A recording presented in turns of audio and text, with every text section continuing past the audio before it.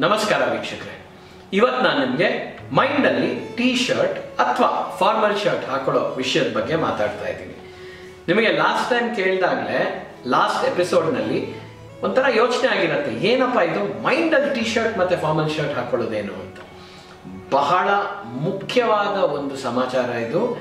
ಈ ವಿಷಯದಿಂದ ನಿಮ್ಮ ವೃತ್ತಿಪರ ನಡವಳಿಕೆಯಲ್ಲಿ ಸಾಕಷ್ಟು ಕಮ್ಯುನಿಕೇಶನ್ ಬದಲಾವಣೆಗಳು ಆಗೋದು ಗ್ಯಾರಂಟಿ.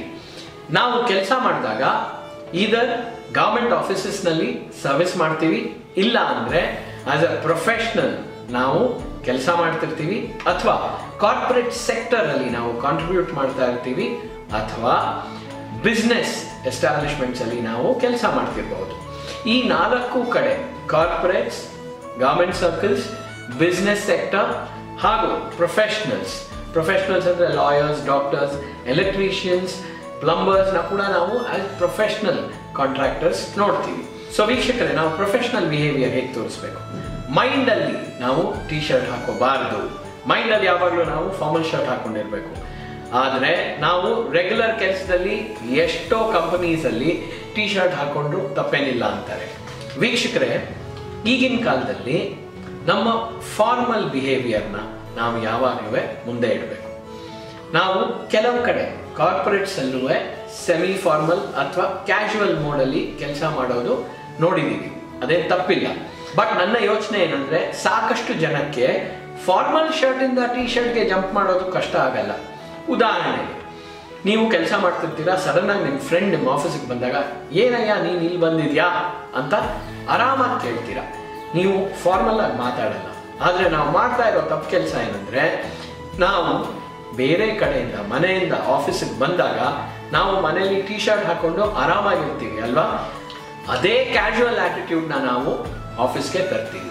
ಉದಾಹರಣೆಗೆ, ನಾವೇನ್ ಮಾಡ್ತೀವಿ, ಆಫೀಸ್ಗೆ ಬಂದಾಗ ಯಾರೋ ಕೇಳ್ತಾರೆ, do you have his resume ಅಂತಾರೆ. ಯಾ ಐ ಹ್ಯಾವ್ ಇಟ್ ಅಂತೀವಿ.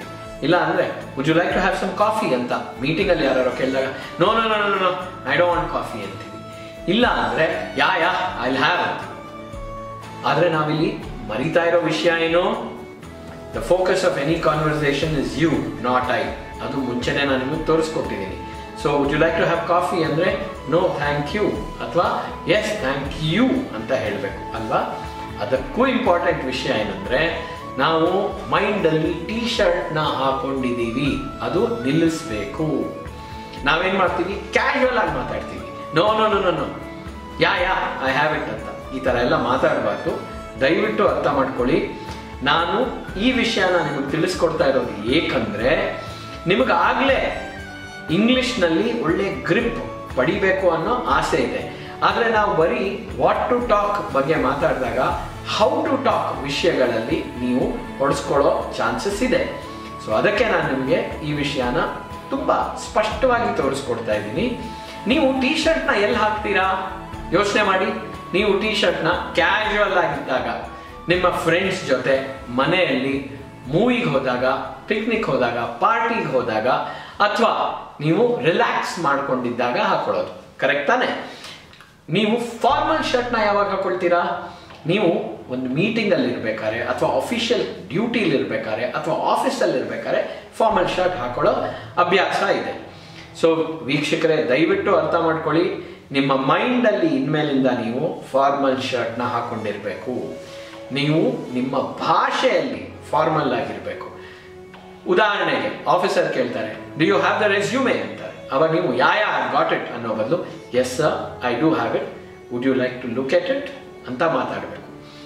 Did you bring Ravi's file ಅಂದಾಗ yes sir I have brought it, yeah I got it ಅಂತ ಹೇಳೋದು ಬೇಡ.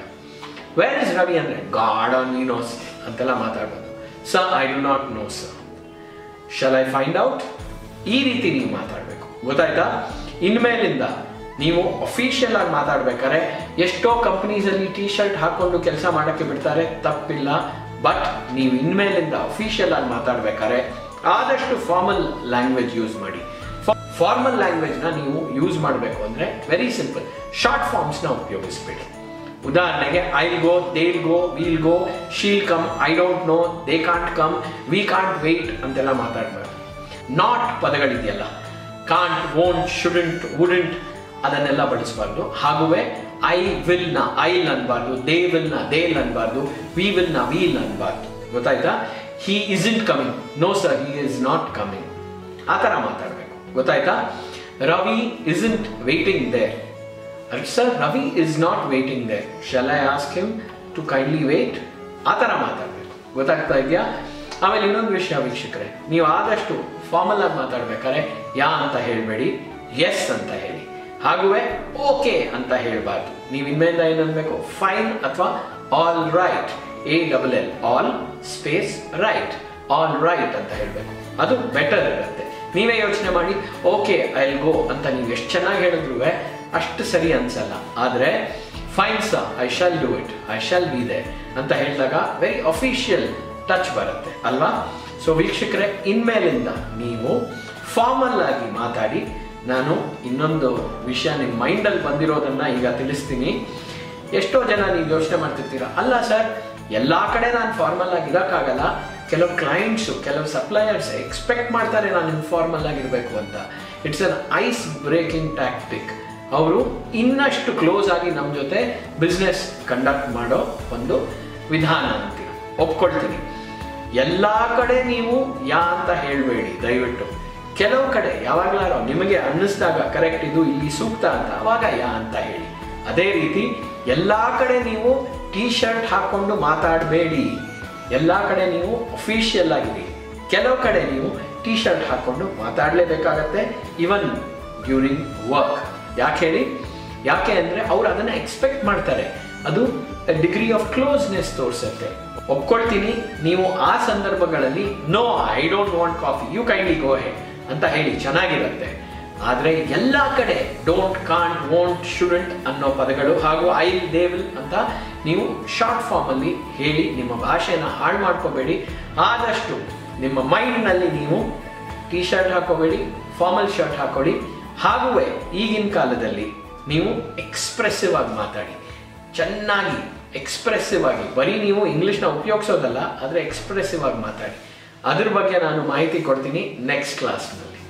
ನೀವು ಎಕ್ಸ್ಪ್ರೆಸಿವ್ ಆಗಿ ಮಾತಾಡೋದು ಹಾಗುವೇ ಬಹಳ ರೂಟ್ನಲ್ಲಿ ಮಾತಾಡೋದು. ಇಂಗ್ಲಿಷ್ನಲ್ಲಿ ನಿಮಗೆ ತೊಂದರೆ ಏನಾಗ್ತಾ ಇದೆ ಗೊತ್ತಾ? ಒಂದು ಲ್ಯಾಕ್ ಆಫ್ ಎಕ್ಸ್ಪ್ರೆಷನ್, ಇನ್ನೊಂದು ನೀವು ಬಹಳಷ್ಟು ರೂಟ್ಗಳು ಒಂದು ಕಡೆಯಿಂದ ಇನ್ನೊಂದು ಕಡೆಗೆ ಹೋಗೋಕ್ಕೆ ತಗೊಳಕ್ಕಾಗ್ತಾ ಇಲ್ಲ. ಇದ್ರ ಬಗ್ಗೆ ನಾನು ಮಾಹಿತಿ ಕೊಡ್ತೀನಿ ನೆಕ್ಸ್ಟ್ ಕ್ಲಾಸ್ನಲ್ಲಿ. Till then, have a nice time.